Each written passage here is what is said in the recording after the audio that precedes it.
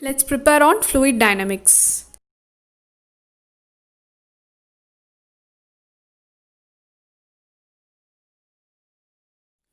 So now we are going to see about the fluid dynamics. So we have already seen what is dynamics. It is the study of the fluid when the force is also considered along with the other components. Okay, so we are going to see about that. So first let us see what are the forces that is actually occurring in the fluid. So basically they categorize into three, that is body or volume force, and the examples are weight and centrifugal force, surface force, that is pressure, shear force, tangential force, compressibility force. So all these come under surface force. And the third is linear force, where surface tension comes here. So now let us see the different types of equations that is used in this fluid dynamics. So the first thing is Newton's second law of motion. So we know that it is F is equal to force is equal to mass into acceleration. So based on that, they create this net force, the total force that is acting on the fluid. So the net force is equal to Fg plus Fp plus Fv plus Ft plus Fs plus Fc. It is nothing but gravity, pressure, viscosity, turbulence, surface tension and compressibility force. Okay. So when this compressibility and the surface tension force is neglected, we'll be getting the formula like this. So this is the formula derived by Reynolds equation. Okay, then the third one is, it's done by Euler. So it is called as Euler's equation of motion, where the flow is considered to be ideal. So that is the assumption they have made. So when it is considered to be ideal, only gravity and pressure force will be acting. The other viscosity and turbulence also will not occur there. So the formula turns to be F is equal to Fg plus Fp. And the fourth one is Navier-Stokes equation, where he consider only the viscosity, and that surface tension T is alone neglected here.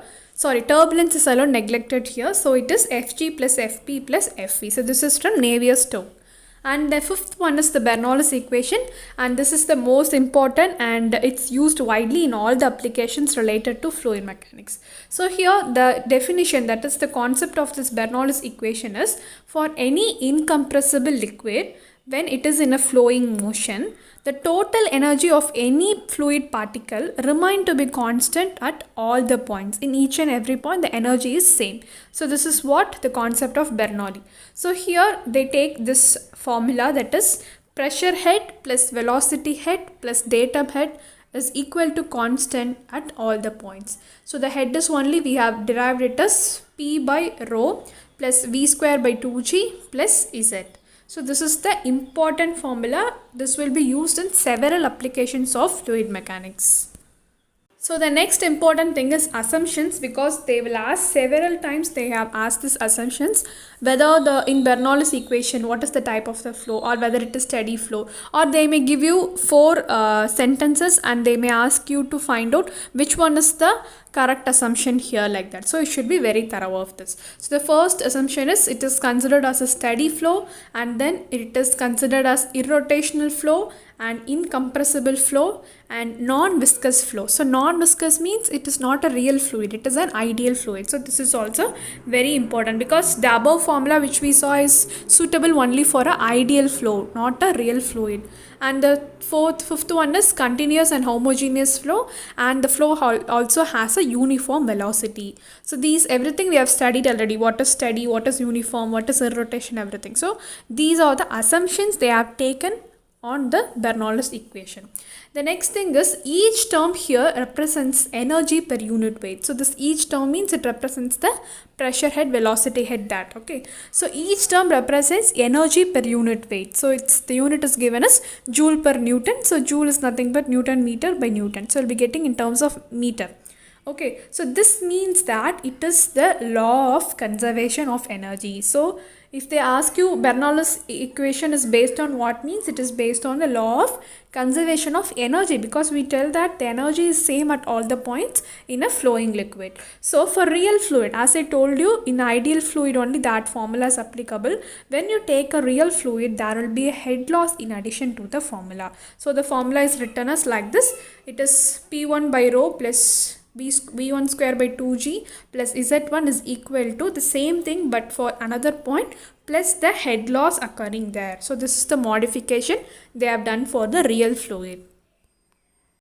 So we have seen the dynamics laws and different forces that is acting. So now we'll go into the practical application of this Bernoulli's equation. So as I told you, this will be applied in various factors. So the first thing we are going to see is the pitot tube. So we know that pitot tube is used to find the velocity. So this is important. They'll be asking you the instrument and its uses also. Okay, so here many of you will be answering it as pressure because a pressure is only actually calculated in the instrument, but we convert that pressure into velocity and that is the main aim of this instrument. So if they ask you the question for what it is used to measure means you should answer only as velocity. So here this is the simple diagram for a pitot tube. So here a 90-degree tube is fixed where the flow is actually occurring and the pressure of that water is increased there because due to the flow suddenly water will be increasing there, and here another pressure is another pipe is given, pitot tube is given,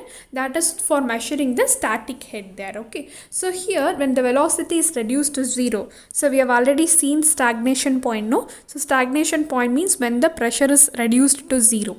So we are making like that when the pressure reduces automatically, when the velocity reduces automatically the pressure increases because P is inversely proportional to V.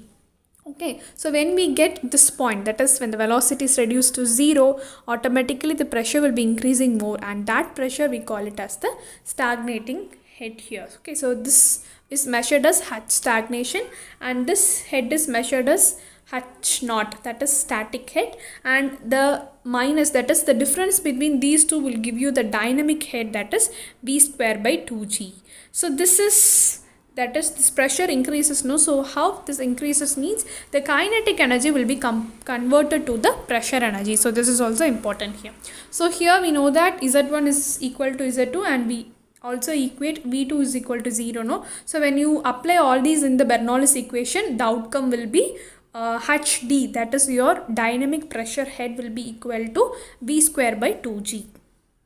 So here this is also very important because in questions they'll be giving you the stagnation head and the static head, and with respect to that they'll be asking you to find the dynamic pressure head, or also they'll be asking you to find the velocity by just giving these two values. So no need to worry, we can calculate HD with respect to these two values and we know that HD is equal to V square by 2g. So from that they derivate this, that is V is equal to root of 2gh. So this is very important. This is only used to calculate the velocity. So here this h is nothing but the dynamic pressure head. So it is also written as V is equal to C, that is the pitot constant, into root 2gh. Okay, so this is the value we use for velocity calculation. The next thing is the pitot static tube. So it is nothing but the tubes that is for stagnation pressure and static pressure we have kept, no? So that both are combined together. So it is easy to calculate both simultaneously. So here we have two tubes like hollow structure and a tube is inside that. So here through this the water will be increasing. So we'll be getting a static head here and we'll be getting the stagnation pressure head here. So we can calculate both.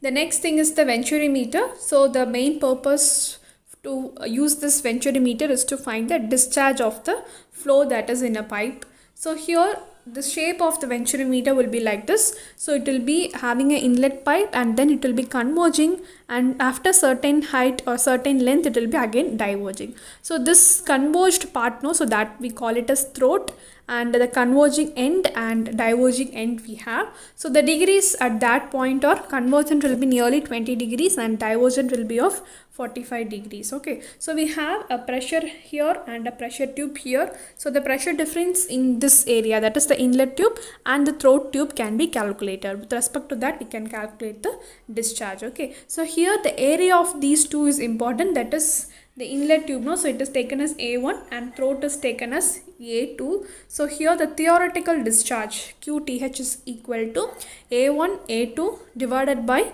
root of A1 square minus A2 square into 2 root 2 GH. So here H is only your value, that is your HD we have used in the previous thing, no? So the same concept is used here. So here A1 is the inlet cross-sectional area and A2 is the throat's cross-sectional area.